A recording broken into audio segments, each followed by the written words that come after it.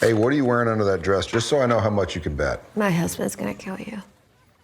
With his bare f***ing hands, Travis. What I think is really funny is that the three of us, Jake Ream and Ethan Lee, play strip poker, just us five, every Friday night, and it's never been on the show. Ripped from real life, that whole sequence. This ain't go fish, Jimmy.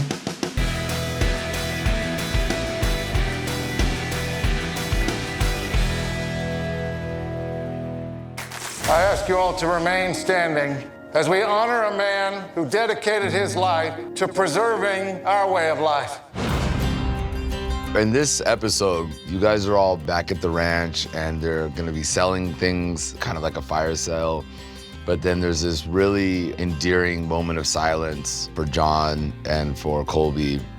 It was very bittersweet because it was Jimmy's first time back at the ranch. So for me, that was my first time back in Montana. And it was also a joy to be back together with everybody. It was like a huge ensemble scene. We had the whole band was back The call together. sheet was incredible on those days. Yeah. There were like 300 background. It was an amazing experience to be back with all those people. And there was some very, very conspicuous absences. And having you not there was very obvious. When I saw that on the pages, I was like, it's tough. It's because, you see everybody, you're like, you don't get a lot of these moments. Such a big day. It was rewarding, but then as soon as the camera's on, you have to mourn. And that's, it's uncomfortable. You pretend long enough and you start to feel things. I also think this was only the second time in the entire show that I was on set with Kelly Riley.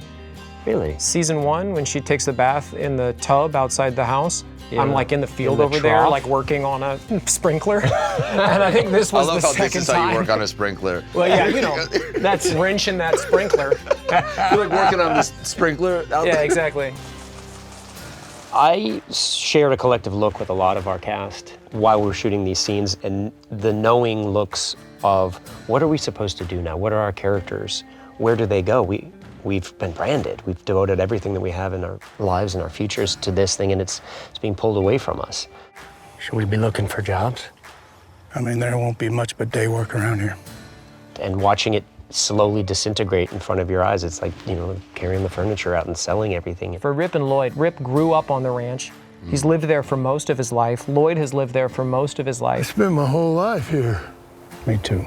The two of them are almost a part of that ranch. I think it would be harder for Lloyd to face the future because he has nothing. He doesn't have anything. Yeah. Rip has Beth, and he can he can create anew, but Lloyd is just a lonely figure whose identity is around this place. Yeah, Rip has Beth, he has Carter, they have tremendous wealth. They can move into some new realm. An amazing condo in Florida. Can you imagine Lloyd in Florida? I actually can see him on a beach Cold water don't bother me now. in his tank top. Yeah, I and think so too. white yeah. socks and sandals. But he would still go into the ocean like with a rope, right? To try to rope a dolphin or a shark. What do you think of that? Well taken. The world of the horse trainers and these professional guys, they're kind of like pro athletes in a way. They have big egos, they have big personalities. They're just kind of, strutting around in charge. It would have been interesting to go down there and had seen it for myself. Is that fun to work around? I'd outgrown all this by the time I was in 8th grade. It's rank. As a sort of very manly, testosterone-infused man myself, no, I mean, I think one of the fun things about this sequence is that, what Travis does is he trains and sells horses. Part of that world is sales. It's hyping up these animals. It's convincing people that they're worth a ton of money. They are incredible horses, but also, its value is what you can get somebody to pay for it. I need you for all that shit you just did in the arena. Travis is a larger-than-life character, and it's so fun to see Taylor as an actor, to see him bring these scenes to life. Whenever you sell a horse for $3 million, you collect the money, you get the fuck out of there, and then you go celebrate. Yes. Let's go.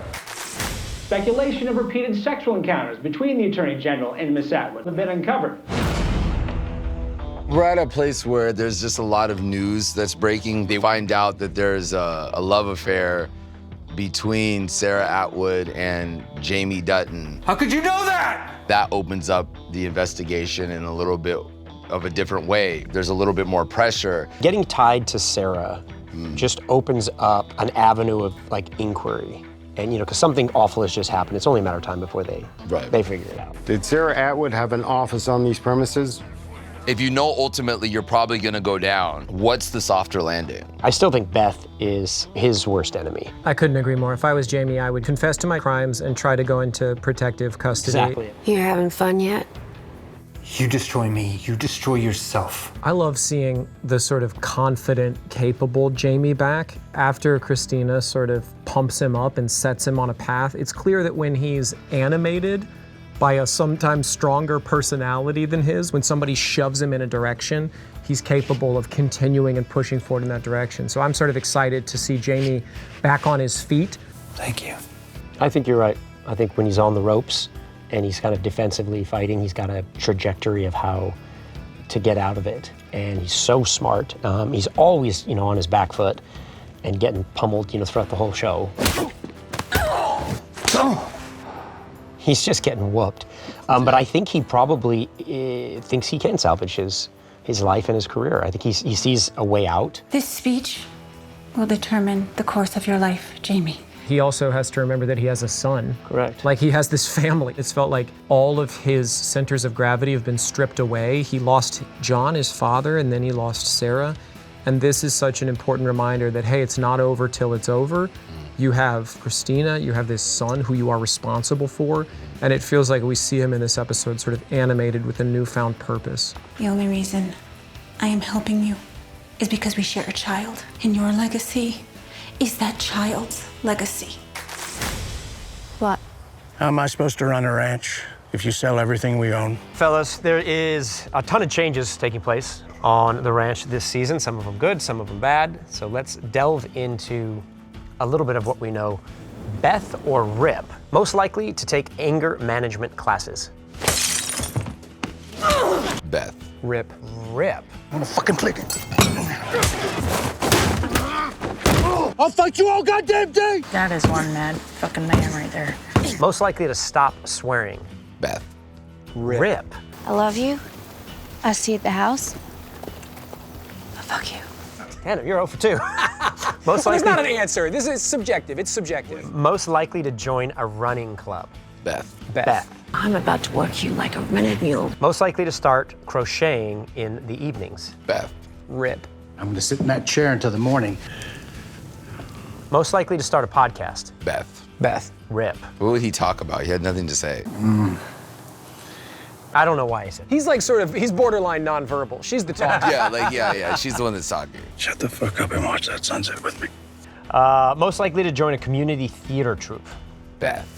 I feel like she'd have a real good plan for how to make millions of dollars. There's like a really plan. There's uninvolved, definitely like a money laundering plan. yeah, shares Within that, yeah. the hostile takeover of the Of community of the theater community group.